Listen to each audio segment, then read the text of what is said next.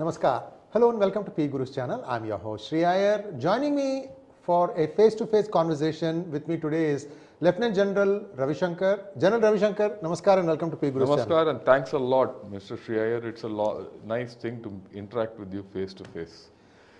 We have talked with General Ravi Shankar on various topics, and I thought, why not pick something that perhaps you have not covered before, but it's equally important, his interaction with some very leading personalities. And today we're going to talk about two very important people. But before we jump into that, may I request all of you to please like this video, and if you have not subscribed to our channel or Gunner Shot, this is going to be also airing on Gunner Shot. I request you to subscribe to both channels. We both serve different things, and General Ravi Shankar's is very focused and very up to date on a lot of things that you don't want to miss. So General Ravi Shankar, two people that you've worked with that really impressed you, I think.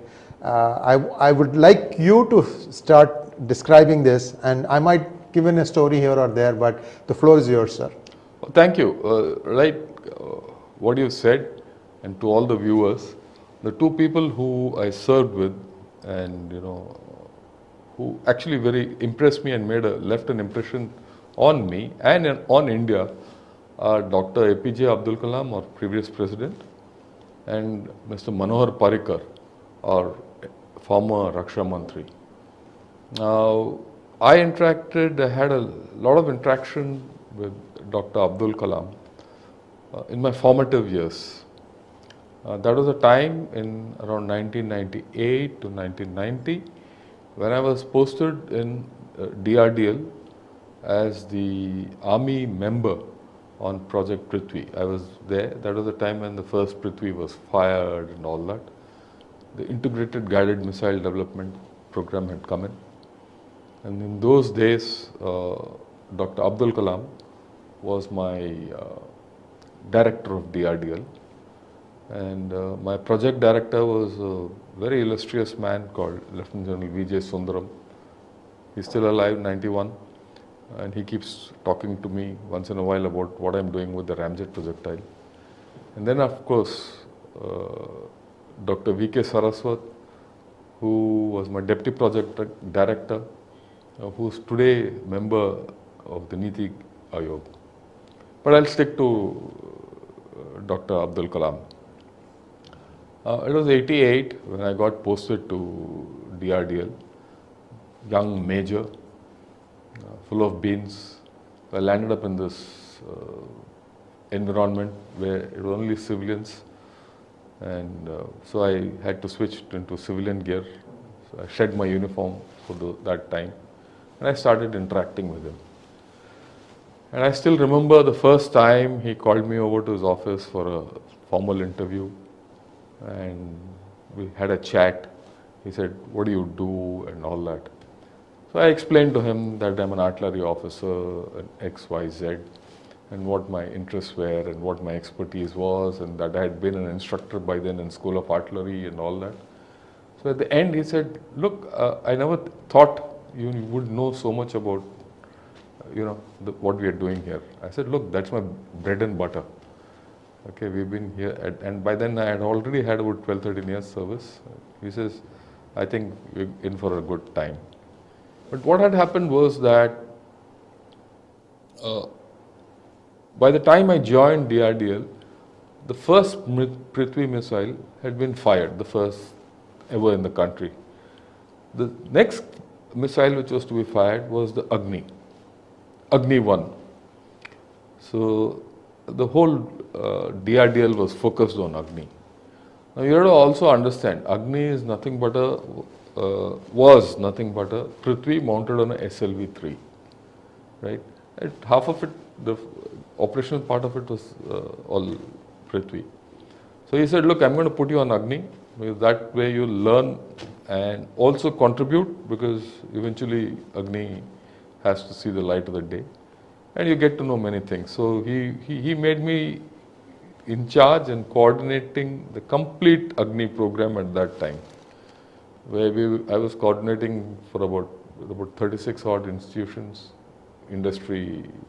There were no startups those days, academia and small industry and everything for various things, because what we were trying was something top of the shelf. And I learnt a lot, and I was put on in the Agni Directorate. Mr. Arun Agarwal was the project director. They didn't have space for me because there was no concept of a coordinator, because they themselves were not clear whether they'll launch or not. So they fitted an office next to his and said, you sit here and coordinate the launch and activities. This was about 3 to 4 months before the actual launch. So almost every second day, third day, Dr. Abdul Kalam used to come and sit across the table. It was a sparse table where we didn't have even water to drink, but that was not the problem. But we used to sit and talk, what happened, what's not going on, what's everything. And then in the course of that, he used to ask me. Slowly he got to know me better. And then he came to know that I was preparing for the Defence Services Staff College. Then he was so inquisitive, he said, what do you do in the Defence Services Staff College entrance exam? I told him we had to appear for 6 papers, right? And that's quite a bit. And he took a lot of interest in what I was doing. And then, of course, we went through the Agni 1 launch, successful. And then I continued back in Prithvi, and I was in charge of the Prithvi operations. So I spent about 3 months in Shar, Shrikota. Now it's called Satish Dhawan Space Launch Center. So I spent those days, organizing everything to do with the Prithvi launch. And he used to come regularly to see what's the progress happening on the whole story, and had a lot of interaction with him. It was one of a period where I learned a lot, because till then I was just an army officer focused on professional growth within the army. This exposure of almost 2 years with DRDL, with luminaries like Dr. Abdul Kalam and General Vijay Sundaram and Dr. V.K. Saraswat just opened my eyes. In fact, Dr. Shivtanu Pillai also used to be there those days, who later established BrahMos for us. So it just opened my eyes and fast forwarded my thinking. Right. Having said that, what are the best thing I remember about Abdul Kalam? I thought he was an outstanding leader, more than anyone else. And when you are serving with him, he was just a director. I used to take orders from him and whatever, and interact and all that, and that was the end of the story. But his true worth I realized later on. Much later, once Dr. Shivtanu Pillai and I were having a discussion somewhere, and the topic veered to Dr. Abdul Kalam. And Dr. Shivtanu Pillai was close to Dr. Abdul Kalam. And I said, look, what is special about Abdul Kalam? He said, look, Dr. Abdul Kalam, he was not the best in everything, but he knew almost everything about most of the things to do with the thing.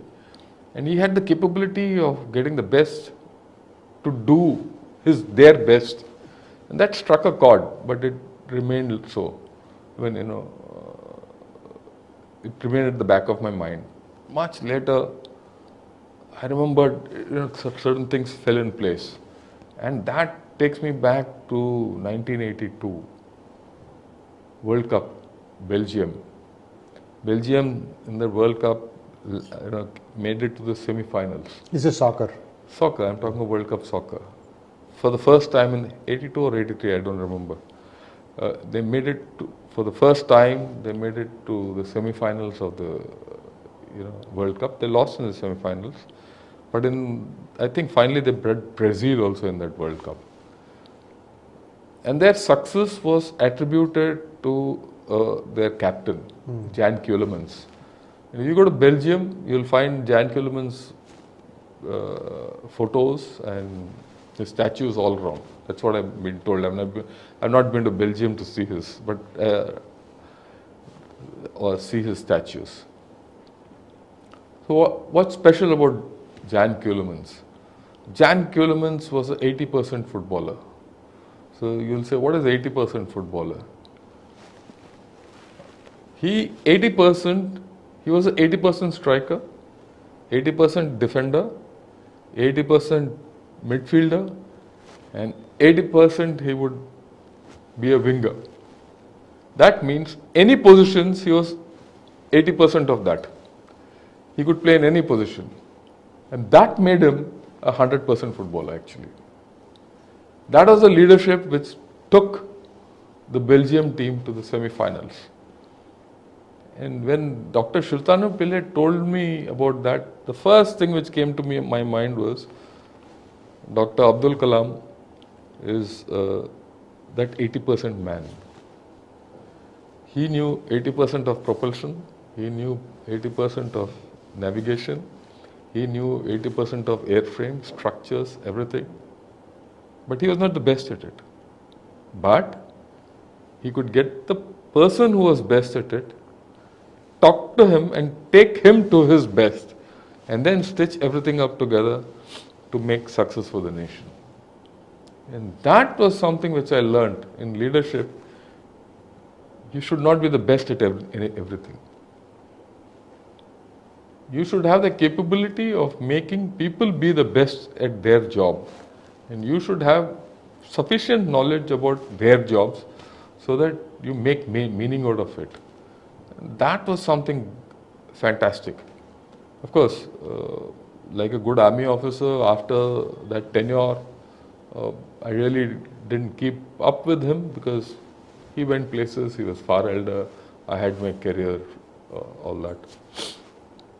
And then the last time I met him was when he came to address the National Defence College. I was doing the course out there.